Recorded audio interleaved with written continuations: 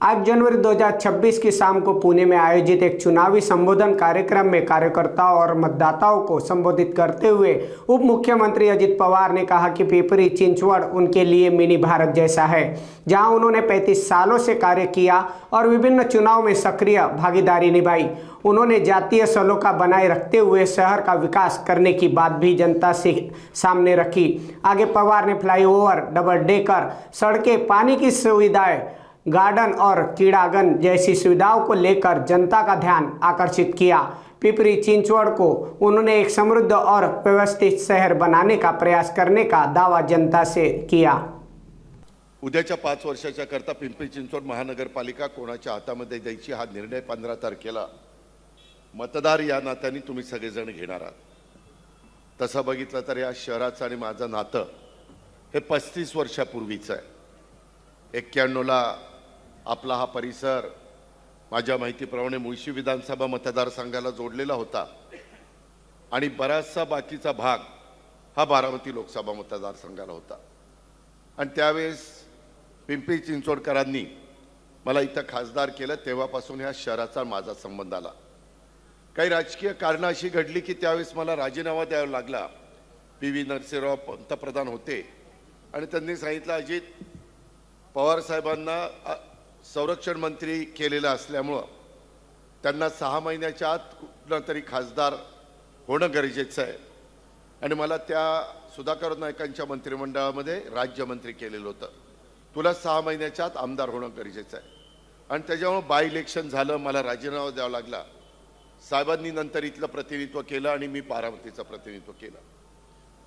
तेव्हा मी ठरवलं की बाबा हा जो पिंपरी चिंचवडची कष्टकऱ्यांची नगरी आहे, औद्योगिक नगरी आहे, कामगारांची नगरी आहे, अनेक गावं एकत्र येऊन इथं जे महानगरपालिका अस्तित्वात आलेली आहे आणि त्या महानगरपालिकेमध्ये त्या काळामध्ये स्वर्गीय रामकृष्ण मोरे साहेब, आपल्या परिसरातले स्वर्गीय नानासाहेब शितोळे साहेब, त्याचबरोबर तात्यासाहेब कदम असे अनेक मान्यवर ह्या परिसरामध्ये काम करत होते आणि हे सगळं काम करत असताना माझाही ह्या सगळ्यांशी संबंध आला।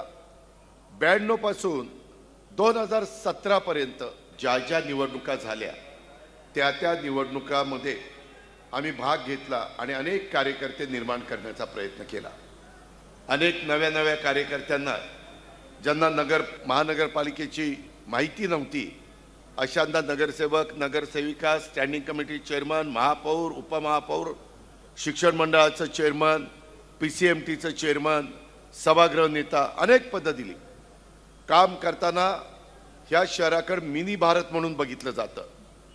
अनेक जाती धर्माचे लोक इथं गुण्या गोविंदाने राहतात आणि जातीय सलोखा ठेवून इथला विकास झाला पाहिजे अशा प्रकारची भूमिका ही माझ्यासारख्या कार्यकर्त्यांनी स्वीकारली आणि तेव्हापासून जवळपास ह्या शहरांनी देखील 2017 पर्यंत माझ्या नेतृत्वाखाली इथलं कामकाज त्या ठिकाणी केलं।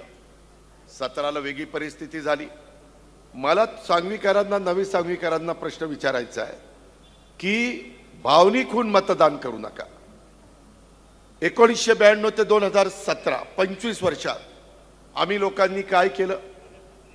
बेस्ट सिटी म्हणून डॉक्टर मनमोहन सिंगजी पंतप्रधान असताना आपल्या शहराला देशातलं महत्त्वाचं शहर, नंबर 1चं शहर म्हणून पारितोषिक मिळालं। मी त्या काळामध्ये जिथं कुठं फ्लायओव्हर करायला पाहिजे होते ते फ्लायओव्हर केले, डबल फ्लायओव्हर केले, सबवे केले, रस्ते रुंद केले, वेगवेगळ्या ठिकाणी पाण्याच्या संदर्भातली सुविधा केली, गार्डन केल्या, क्रीडांगणं केली, काही भागात स्मशानभूमी, त्याच्यामध्ये दफनभूमी, ह्या मूलभूत गरजा तिथं लोक राहत असतात त्यावेळेस त्या कराव्या लागतात। त्या सगळ्या गोष्टीला आकार देण्याचा प्रयत्न मी केला आणि पुणे शहराच्या तोडीस तोड अशा प्रकारचं पिंपरी चिंचवड आपण केलं।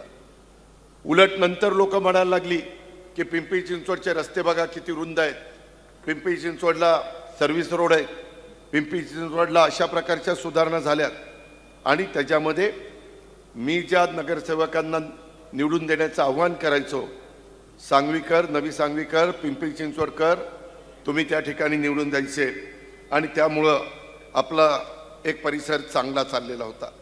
आज काय बघतोय, 2017 सालापासून तुमच्या माझ्या महानगरपालिकेला उतरती कळा लागली. ज्याच्या हातामध्ये इथलं कारभारी पद होतं, जे महानगरपालिकेची सूत्र चालवत होते, त्यांनी आपल्या महानगरपालिकेला आशिया खंडातली श्रीमंत महानगरपालिका, मी विकास करत असताना कधी कर्जरोखे काढले नाही, कधी बिलं थकून दिली नाही, आर्थिक शिस्त आणली, चांगले दिलीप बंड, त्याच्यामध्ये आशिष शर्मा, श्रीकर परदेशी, प्रवीण परदेशी, राजेश पाटील असे चांगले अधिकारी आणले आणि ह्या शहराचा अतिशय उत्तम पद्धतीने विकास करत करत आरोग्याच्या चांगलं राहण्याच्या करता हॉस्पिटल निर्माण केली.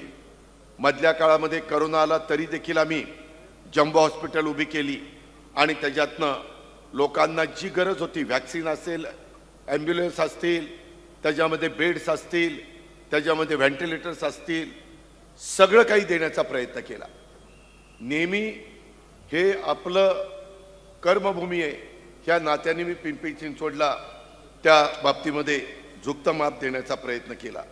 आज आपण काय बघतो, आज माझा हा बराचसा परिसर हा पावना आणि मुळा ह्या नदीकाठी वसलेला माझा पिंपरी चिंचवडचा परिसर आहे.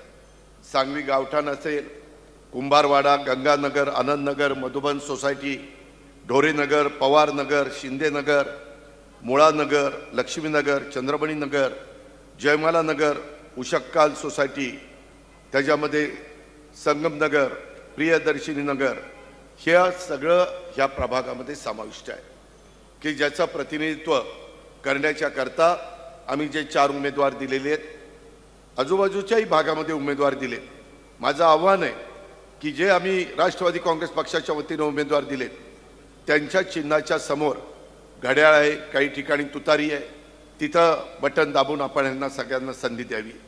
ह्याच्यामध्ये मागं काय सांगितलं 2017ला, ना भय ना भ्रष्टाचार, आणि खुर्चीवर बसले.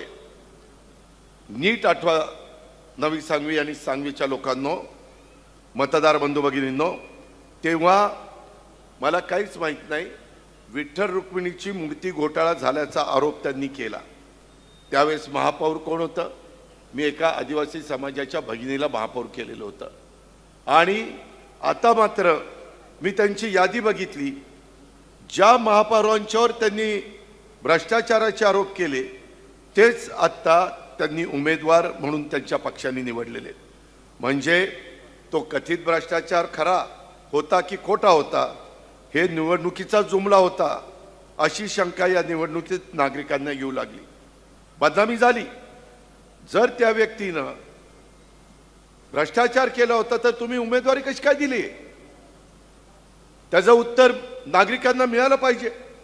ह्या भागामध्ये महापौरपद पण मिळालं, तरी ह्या परिसरामध्ये 17 ते 2000 आत्तापर्यंत 9 वर्षात विकास जो व्हायला पाहिजे होता तो झाला का? त्याच्यामध्ये इथली आरोग्याच्या समस्या, पाणी पुरवठा, ड्रेनेज, आत्ता मला काही सोसायट्यांचे बांधव, मी जरा स्वर्गीय नानासाहेब शितोळेंच्या घरी काही माझ्या सहकाऱ्यांना भेटायला, शितोळे परिवाराला भेटायला तिथं थांबलो होतो. मी जरा लवकर आलो होतो आणि म्हणून तिथं भेटून यावं, कारण तुम्हाला सगळ्यांना माहिती आहे, मी ज्यावेळेस राजकारणात आलो त्यावेळेस बऱ्याचशा बैठका माझ्या नानासाहेब शितोळेंच्या घरी व्हायच्या आणि त्याच्यामुळं त्या जुन्या आठवणीपोटी मी तिथं गेलेलो होतो. अजयला, बाकीच्या सगळ्यांना मी भेटत होतो, त्यांच्याशी बोलत होतो. मित्रांनो, तुम्ही मला सांगा, तिथंही काही सोसायटीचे लोक आले होते. ते म्हणले, दादा, ज्यावेळेस नदीला पूर येतो त्यावेळेस आमचा सगळा परिसर पाण्यामध्ये जातो.